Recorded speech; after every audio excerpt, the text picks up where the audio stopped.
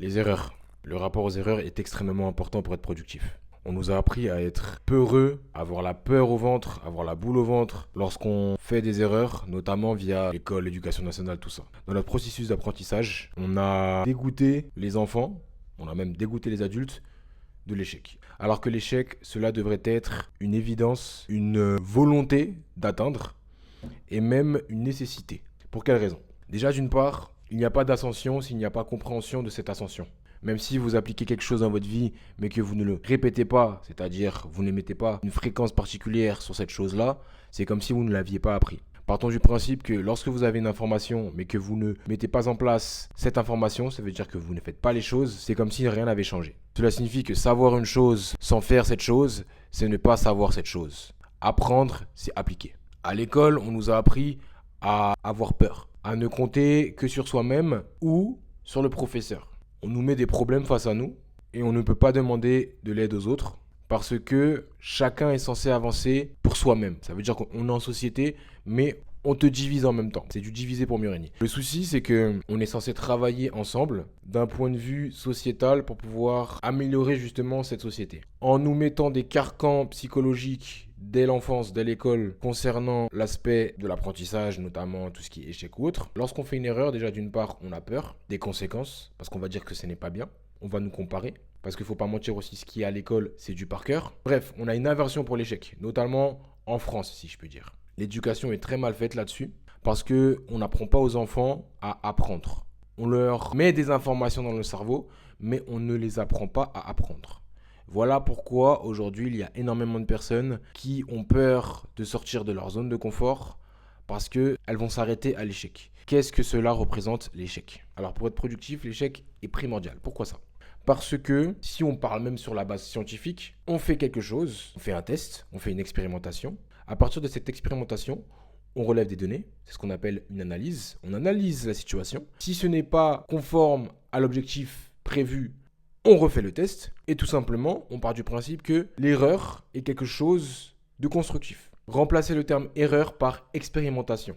Le souci, c'est que le terme erreur, échec, c'est comme si il y avait une fin du jeu, en mode tu ne peux plus recommencer. Et ça, c'est problématique. Voilà pourquoi je vous invite à aimer les erreurs, à aimer les échecs. Beaucoup trop de personnes ont tendance à se remettre en question au premier pas qu'ils font et décident de ne plus avancer. Pour quelle raison? Parce que ce premier pas-là était synonyme d'échec. Le souci, c'est qu'ils ont oublié que durant leur enfance, lorsqu'ils se sont levés pour marcher la première fois, ils sont tombés à plusieurs reprises et ils ont recommencé. Lorsqu'on est enfant, on n'a pas conscience de ce qu'est l'échec. On recommence, on recommence, on recommence, on recommence. L'échec, c'est quelque chose qui a été appris, notamment via l'école. On te dit, ah mais c'est pas bien, t'as raté ci, t'as raté ça, ah faut que t'arrêtes, faut que t'arrêtes. À la fin, on finit par être dans le déni. On fait des erreurs, on dit, ah non, non, non, j'ai pas fait d'erreur, parce que le fait d'accepter qu'on ait fait une quelconque erreur, est pire que le fait de progresser. Ça veut dire qu'on a une aversion contre la réussite à cause justement de cette aversion concernant l'échec. Le souci, c'est que l'échec et réussite sont les deux faces de la même pièce.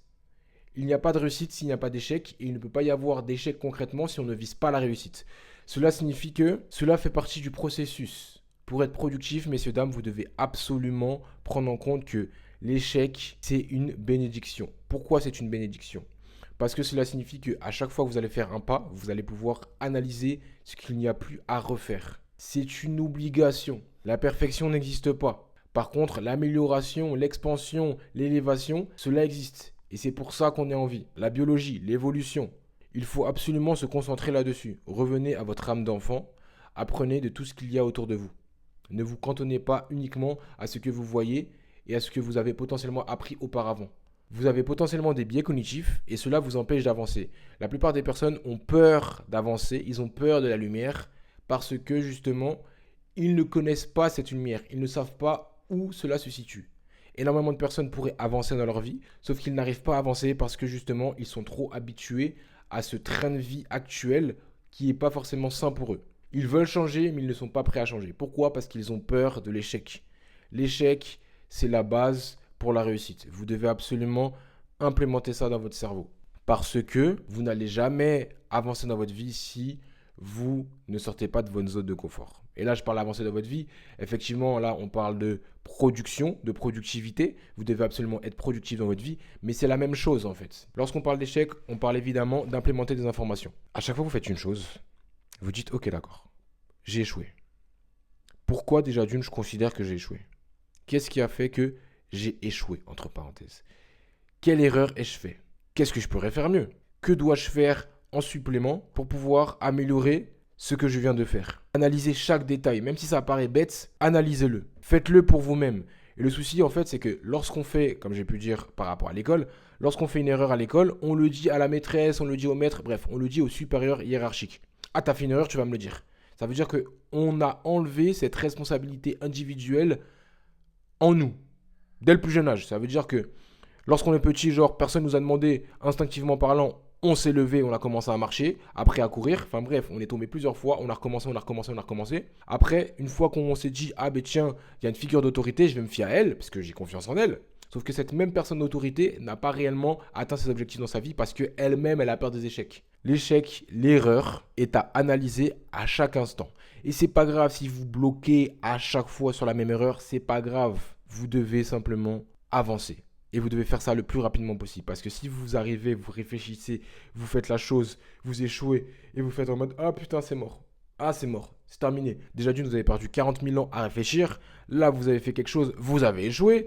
Et vous dites ah ben c'est bon, je vais plus le faire. Et si vous devez le faire une deuxième fois, vous allez encore réfléchir. Non. Réfléchissez le moins possible. Agissez, mais analysez à chaque fois que vous échouez. Parce que effectivement, si vous faites la même chose tout le temps, de la même manière, forcément, vous allez toujours avoir le même résultat. Maintenant, vous devez comprendre que vous devez analyser chacune de vos erreurs pour pouvoir avancer dans votre vie. Et ça, c'est dans n'importe quel domaine. Et ça représente aussi le fait d'être productif. Lorsque je parle de productivité, je vais me répéter, c'est concernant toute votre vie, c'est mettre de la cadence. Si je parle de fréquence, de vibration, les gens ne vont pas spécialement comprendre. Je parle de productivité parce qu'on est dans un monde de fréquence, d'énergie, de vibration.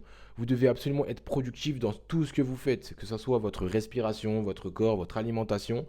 Et productif n'est pas forcément quantité. Il faut être productif aussi de par la qualité. Mais le truc, c'est que qualité et quantité sont également les deux faces de la même pièce. Vous devez faire preuve de quantitativité, je ne sais pas si ça se dit, pour ensuite atteindre la qualité. Faire 40 000 erreurs pour finalement avoir la chose parfaite. Là où il y a une ampoule. Il me semble que c'est Tesla.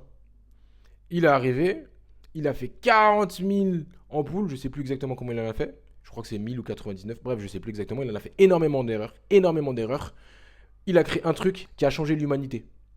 Maintenant, on ne s'éclaire plus avec du feu, avec de l'huile, on s'éclaire avec des ampoules. Tout ça parce qu'un homme a fait 40 000 échecs, il avait une vision et il a fait les choses. Donc ayez la vision de ce que vous voulez atteindre et implémentez-le tous les jours dans vos actes. Et même si vous échouez, ce n'est pas grave. S'il y a processus d'amélioration, cela signifie que ce n'est pas déconnant ce que vous faites. Maintenant, il faut pouvoir créer une forme d'amélioration. Ça sera le sujet de la prochaine vidéo.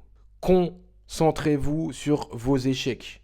N'ayez pas peur de vos échecs. Comprenez que vos échecs, vos erreurs sont justement votre salut. Faites les choses nécessaires pour faire le plus d'erreurs possible, mais en analysant ces erreurs-là.